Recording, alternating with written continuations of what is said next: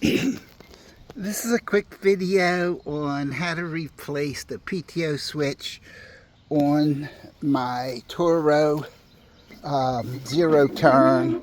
This is a TimeCutter 3225. And basically all you do is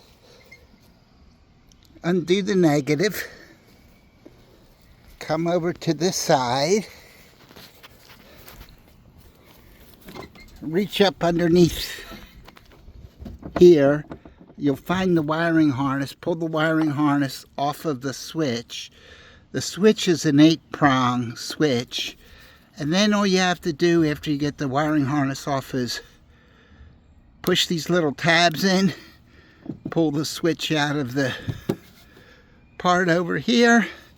When you're done, just pop the new switch back in, slide the harness in till it clicks, and then reattach the ground line. That's all it takes. I'm 71 years old, and this grandma did it in about 4 minutes, if that. Thanks.